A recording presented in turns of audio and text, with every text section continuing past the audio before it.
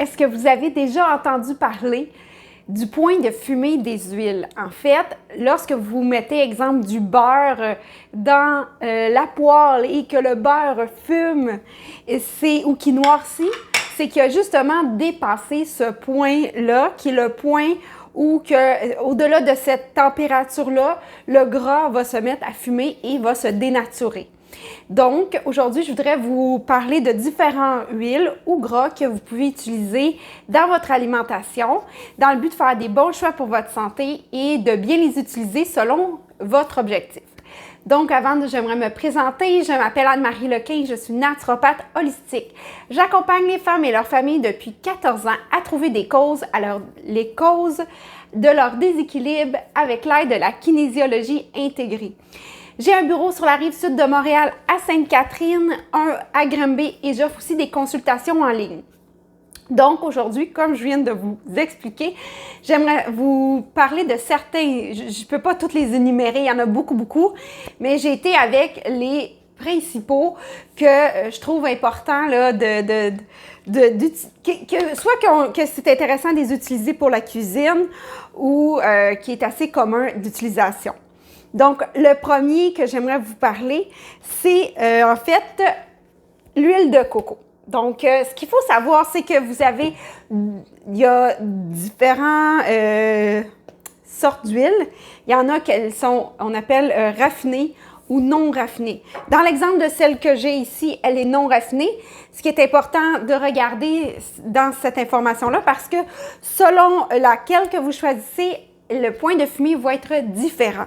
Donc, une huile comme que j'ai ici, son point de fumée, c'est-à-dire c'est 350. Fait que si on fait de la cuisson au-delà de ça, ça veut dire qu'il va se transformer, comme je l'expliquais tantôt, qu'il va devenir, la molécule va se modifier à l'intérieur.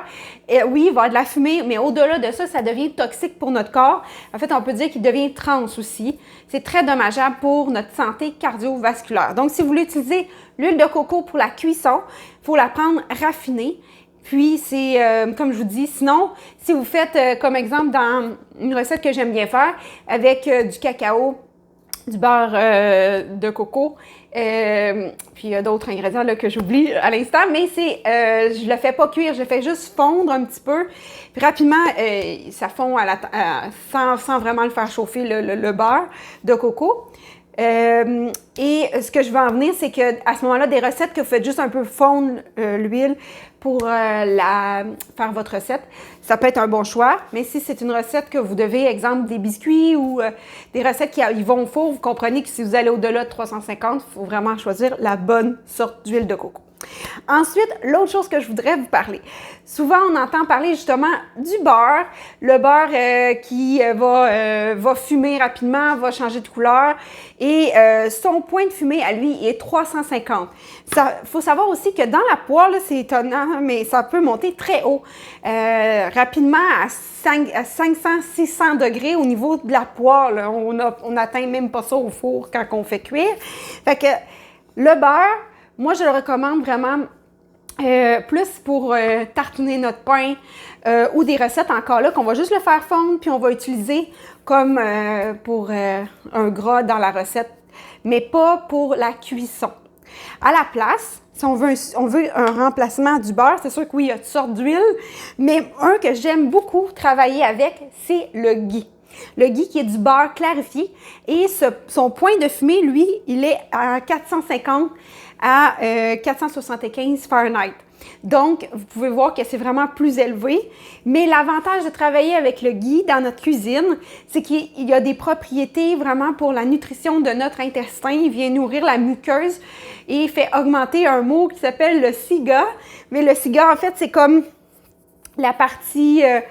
une partie dans notre intestin qui va être comme un peu, on peut imaginer ça comme une zone un peu comme la terre quand elle est riche puis que les plantes peuvent pousser à l'intérieur. C'est la même chose notre intestin. On veut que notre intestin soit dans comme une terre riche pour que les bonnes bactéries s'installent et se développent. Donc, le ghee va aider à faire augmenter cette muqueuse-là de notre intestin. Donc, un autre que j'aimerais vraiment faire une autre distinction, en fait, c'est l'huile d'olive. On va dire l'huile d'olive, c'est quand même un bon gras pour une bonne huile pour cuisiner. Par contre, il y a une nuance entre l'huile d'olive qui n'est pas pressée à froid, qui n'est pas extra vierge. Son point de fumée, quand elle est comme ça, va aller plus haut. On parle de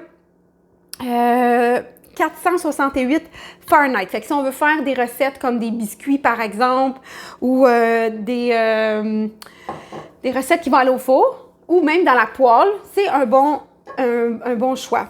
Par contre, si on veut l'utiliser dans les vinaigrettes, dans la salade, d'aller vers une huile extra vierge pressée à froid et autant que possible biologique, là, ce que je vous ai parlé depuis tantôt, essayer d'aller dans le biologique va être beaucoup mieux pour vous parce que là, on va aller chercher d'autres propriétés lorsqu'on va le manger cru. Une autre huile qu'il est possible de travailler avec, c'est l'huile de noisette. Il existe, ce qui est intéressant avec l'huile de noisette, c'est que le point de fumée est très haut, mais c'est une huile qui est assez coûteuse, fait que je vous dirais pas de faire des biscuits puis des recettes qui vont au four avec, mais sachez qu'elle va jusqu'à 430 Fahrenheit, fait que c'est quand même une huile qui peut être intéressante. Moi, je l'utilise simplement en ajout d'une vinaigrette ou parce qu'au prix qu'elle coûte, je la garde pour vraiment garder toutes ses propriétés plutôt que de la mettre au four puis que j'aime mieux la goûter, en fait. Une autre huile que j'aime beaucoup cuisiner quand je fais des recettes plus asiatiques, des recettes avec du gingembre, c'est l'huile de sésame grillée. Ce qu'il faut savoir, c'est que quand elle est grillée, son point de fumée va jusqu'à 335 Fahrenheit. Mais moi, pour ma part, lorsque je vais l'utiliser, c'est vraiment à la fin de la cuisson que je vais le jeter dans la recette. Fait qu'il n'y aura pas eu beaucoup de chaleur dessus. Si vous la prenez non grillée, là, vous pouvez monter jusqu'à 410 Fahrenheit pour l'huile de sésame. Mais c'est sûr que je vous recommande que ces huiles-là soient utilisées vraiment comme justement crues et ajoutées à l'alimentation parce que c'est des huiles qui sont souvent assez coûteuses, mais qu'on veut vraiment aller chercher les propriétés. Donc, il y a l'huile de pépins de raisin que je n'ai pas l'exemple ici aujourd'hui, mais qui est une huile il va aller à un point de fumée qui est quand même jusqu'à 435 Fahrenheit. L'avantage par rapport, mettons, à une huile d'olive, c'est au niveau du goût. Il n'y a pas d'arrière-goût. L'huile d'olive va changer un peu le goût de la recette, tandis que l'huile de pépins de raisin, non. Par contre, il faut savoir les molécules, comment les molécules du gras est créées. Ils sont plus inflammatoires versus l'huile d'olive qui est moins inflammatoire. C'est quelque chose que je vous parle dans une autre vidéo, mais juste pour dire que si vous faites de l'inflammation, l'huile de pépins de raisin n'est pas nécessairement un bon choix pour vous. Plus d'aller vers de l'huile de coco, l'huile d'olive qui va être un meilleur choix. L'autre chose que je voulais vous dire, c'est ça, c'est que en fait, selon le choix, comme vous pouvez remarquer, selon l'objectif de ce que vous voulez en faire, est-ce que c'est une cuisson, est-ce que c'est une vinaigrette, est-ce que vous voulez aller chercher les propriétés, l'avantage c'est de varier les huiles pour aller chercher justement les propriétés différentes de chacune des huiles. Donc, j'aimerais ça vous entendre dans les commentaires. Je serais curieuse de connaître quelle huile, en fait, vous utilisez pour la cuisson. J'ai hâte de lire vos commentaires. Je suis toujours contente, justement, d'entendre vos suggestions, de lire vos suggestions. Donc, je vous souhaite une magnifique journée.